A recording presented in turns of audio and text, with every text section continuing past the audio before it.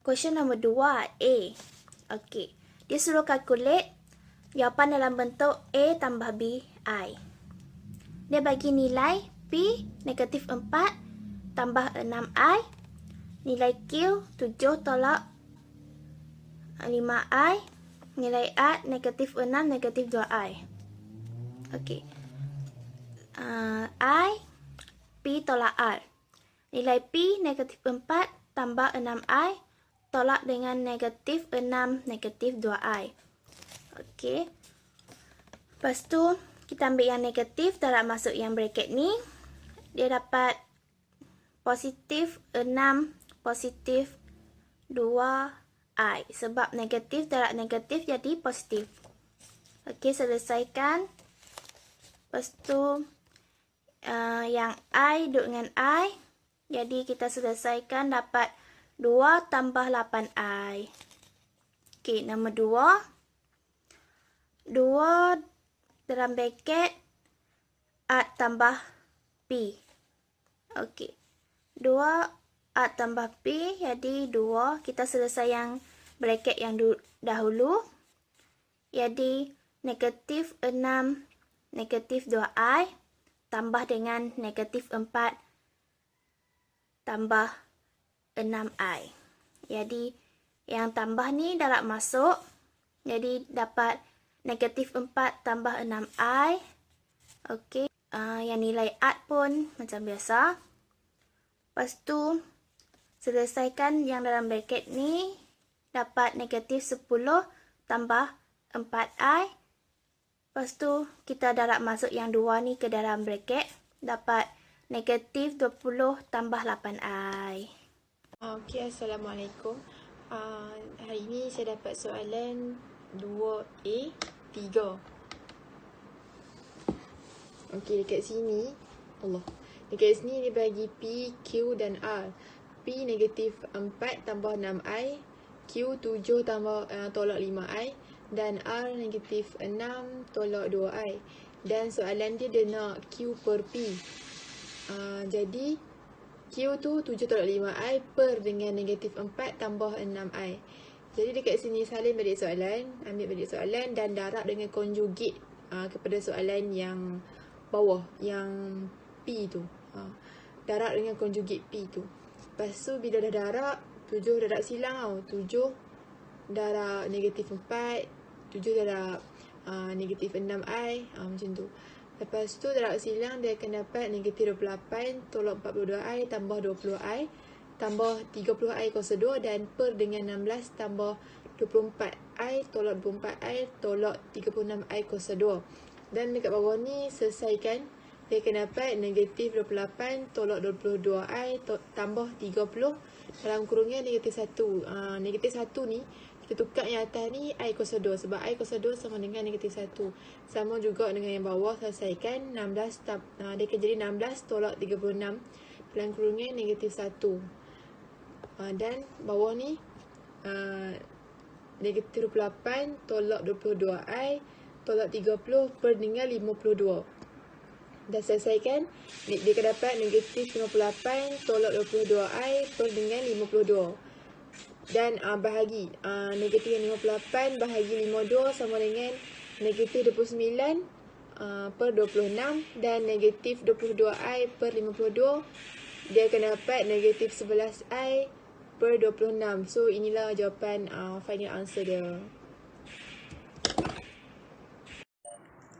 Assalamualaikum. Hari ini saya dapat soalan 2. Soalan 2B. Okey, soalan ini cakap given that R sama dengan 5 negatif 10I and S sama dengan negatif 8 plus 2I. Calculate the modulus and the agreement. Then sketch the diagram for R tambah S. So first kita buat macam ni. Kita tambahkan untuk R plus S dulu.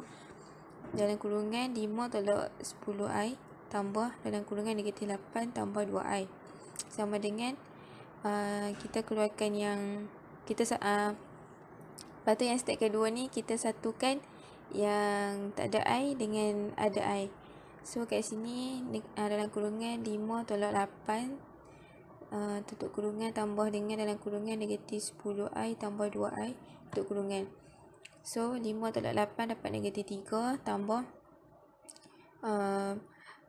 negatif 10 tambah 2 dalam kurungan negatif 10 tambah 2 tutup kurungan i. Lepas tu tekan yang negatif 3 ni turun bawah ni. Lepas tolak dengan 8i. 8i ni dapat daripada hasil sini lah. Lepas tu negatif 3 negatif 8i. So dia punya kuadran dia dapat kuadran ketiga.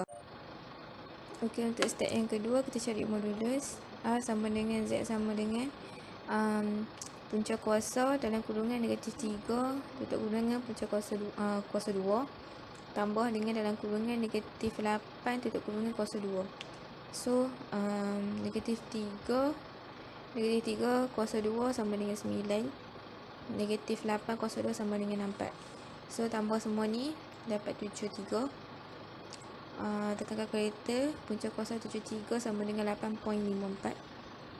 Lepas tu agreement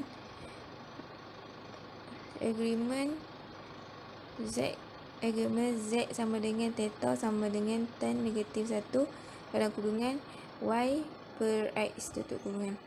Lepas tu kita masukkanlah tan negatif 1 dalam kurungan 8 per 3 tutup kurungan. 8 per 3 ni ambil kat sini. Lepas tu tekan kalkulator sama dengan 69.44 darjah. Lepas tu theta sama dengan 180 darjah tambah 69.44 darjah sama dengan 249.44 darjah. Itu saja. Sekian, terima kasih. Assalamualaikum dan selamat pagi Puan. Okey, hari ni untuk RTF2 saya dapat soalan yang tajuk dalam bab ni complex number. So soalan saya C1. Okey, ni soalan saya. Okey, daripada first ni ni soalan. Dan first ni saya darab dulu sebab dia kan ada operasi darab. So 10 darab dengan 6. Yang luar kita darab, yang dalam ni kita just tambahkan. So cos tambah dengan cos ni, sini tambah dengan sini. So dah selesai atas, saya dapat 60 cos 210 sebab 200 tambah 10 ni tambah I sin 210 ni per dengan bawah sebab bawah tak ada operasi apa. Okey, dah dapat macam tu. Lepas tu 60 cos 210 ni. Okey, dah selesaikan. Saya settle pula operasi yang kedua, iaitu operasi bahagi. Operasi bahagi dia 60 bahagi 20. Dan yang dalam ni saya just tolak.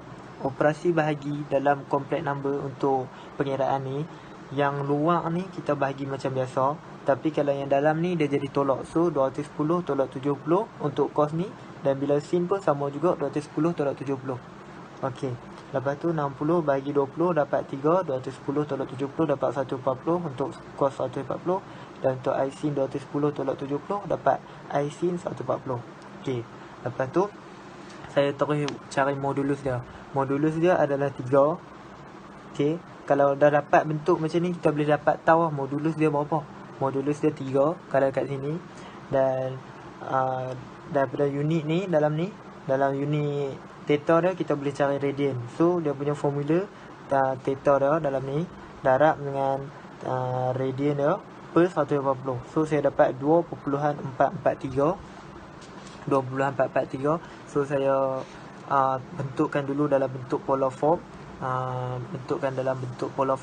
Dan dapat 140. Lepas tu daripada ini kita terus boleh bentukkan dalam exponential form.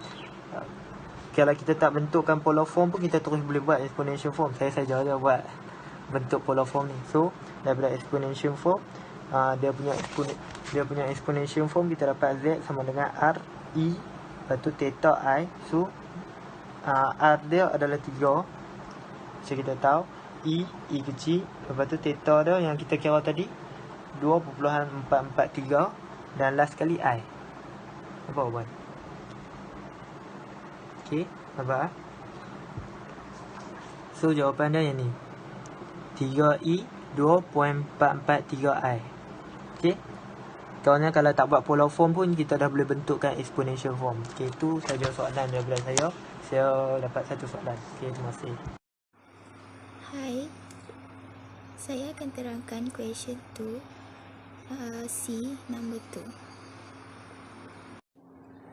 Okey, soalan dia given set 1 10 cos 12 tambah I sin 12 dan Z2 20 lebih kecil daripada 125. Dia minta kita solve Z2 per Z1 in trigonometric form. Boleh sekali. Soalan bagi Z2 tapi dalam bentuk polar form. Jadi kita kena tukar kepada trigonometric form. Macam ni. 20 cos 125 tambah I sin 125. Lepas tu kita tulis balik nilai dia Z2 per dengan Z1 dan kalau bahagi dia akan jadi tolak. Sini pun tolak. Dan tolak 125 terhadap 12 terhadap 12 akan dapat 1/3. 20 bahagi 10 dapat 2. Macam ni jawapan mula sekali. Tolak cos dengan cos tolak, sin dengan sin tolak. Tolak, mana saya dapat 20 ni dengan 125 ni, ambil dekat sini. 20 ni modulus 125 ni dia punya sudut argument.